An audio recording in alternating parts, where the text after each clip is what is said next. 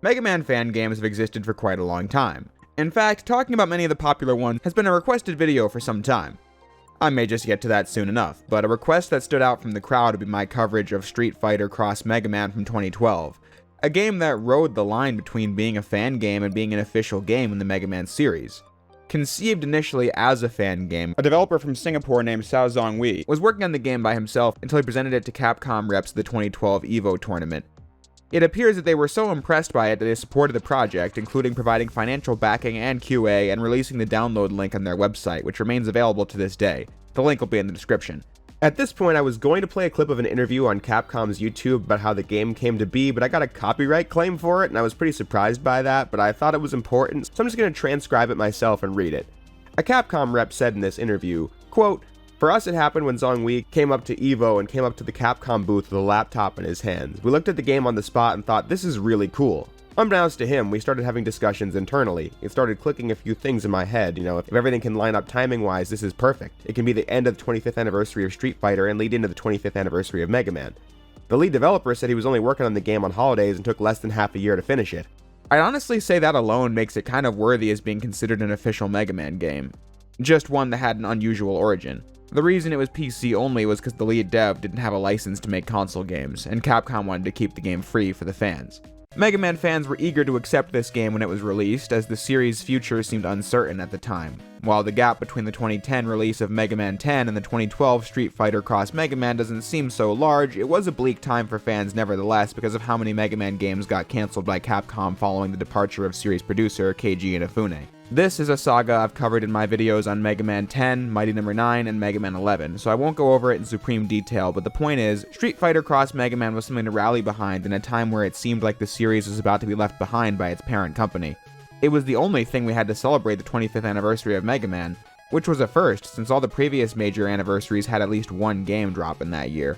It was also the 25th anniversary of Capcom's Street Fighter series, so the crossover seemed natural. The character designs of Mega Man and Ryu fit in pretty well together, despite being from very different universes. Though I should warn from the beginning, I can't review this game as a Street Fighter fan, telling you what levels and enemies are referencing what, since I never was interested in fighting games for the most part, so I don't have a lot of Street Fighter playtime.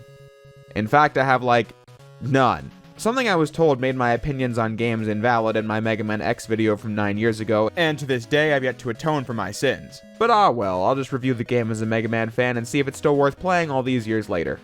I wasn't really sure what I was going to think of this game or how I was going to feel about the gameplay because I haven't played it all the way through prior to today.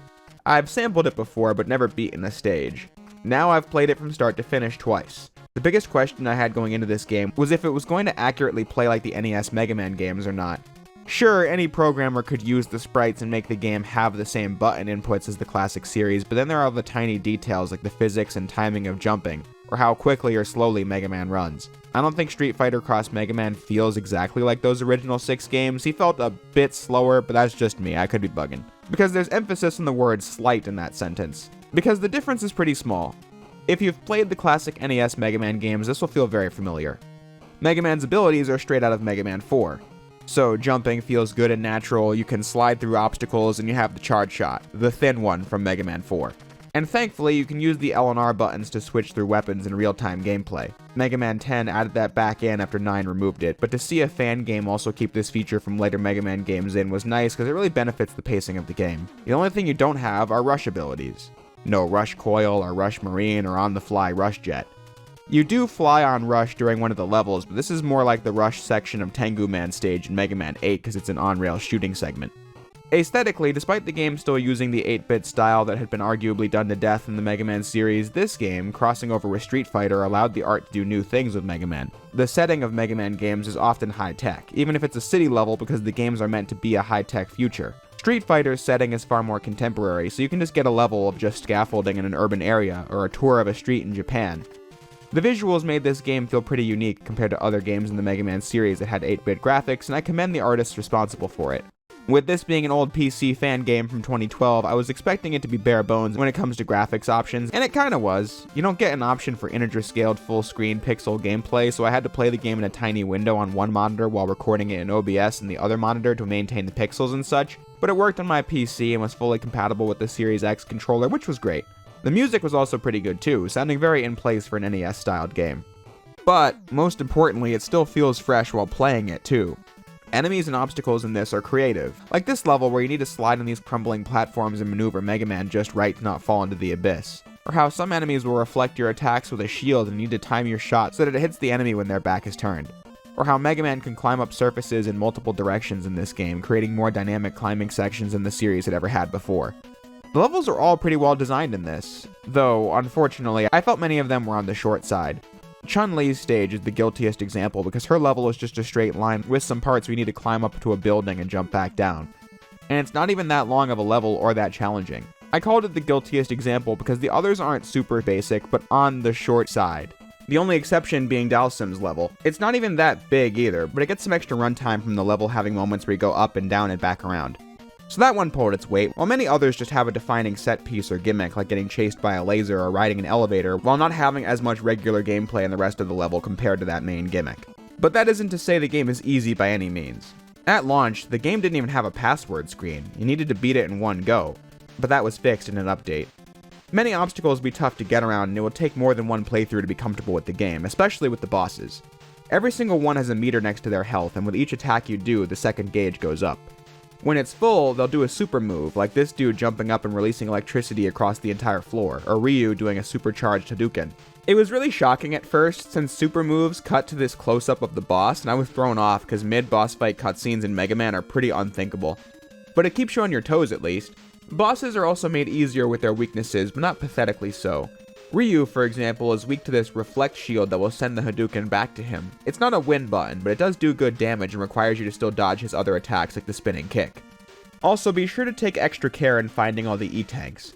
This game has no shop or currency, so you can't buy them here. There are only 4 E-Tanks across the entire main 8 stages, so you better find them and hold on to them for the final levels. According to GameFAQs, there is an easy way to make the E-Tanks respawn so you can keep collecting them by using the password screen, but I didn't do that. I just hoped the 4 E-Tanks I had and the 2 I collected in the final levels would be enough. I thought the first final stage against Balrog was pretty creative. He chases you down a street, and if you get touched by him once, you die. You have to avoid him at all costs while dodging the obstacles in front of Mega Man. It's not long, but it's unique as you have to lead him into the bottomless pit at the end and win the day. The second fortress level was less impressive, though. You climb up a large ladder with various enemies from across the game returning, and then you're presented with a straight line to the boss. It's not a fun level, and on my first playthrough I had no E-Tanks left to use on the boss, whose pattern of diving around the room was proving difficult for me to get to grips with, so I just stopped playing and started over. Seth's lab was just the boss rush, and for the first few bouts I didn't even know you could blast this thing in the middle for health and ammo. I always hate these sections, we all know it, but because I was not used to the bosses in this game and because they aren't instant wins with their weaknesses, I did get a few game overs here, but toughed it out and reached the final boss with M. Bison. Which is only one phase, mercifully, but it is tough. He launches towards you and is weak to the Hadouken, but a charge shot with it is only doing like 2 lines of damage. His super move is flying across the screen, and you need to jump or slide out of the way. It's a pretty tough boss, but doable, as I beat it after 10 tries or so. And while editing this, I'd like to point out that what I just said made no sense because the footage shows that I had taken well over 16 tries to beat this boss, and I paused the recording through half of that, so I maybe died 25 times, who knows? The ending isn't much to write home about, it's just Mega Man and Ryu walking into the sunset, which is a sick image, but there was no story to this game, so there's not much more to say about it. This certainly wasn't the greatest Mega Man fan game I ever played, but for one that came out 13 years ago and was so impressive at the time that it basically became an official game in the series published by Capcom, I must say, I think it holds up pretty well. The guy from Capcom put it best. You know, there's a million fan games, but there are very few that can stand up and stand out against our own work and say this is really good. Really good execution of a really good concept that we hadn't come up with in our own heads. Unquote. If you're a Mega Man fan or a Street Fighter fan and have a computer and haven't played this game, I'd say you got no reason not to. I don't think it would take much to run. My old laptop from 2015 could run it just fine, and then what you get is a pretty fresh 8-bit Mega Man experience. Not a game I'm planning on replaying on a daily basis, but a cool game nevertheless, and from a fan. And I think that's plenty good enough.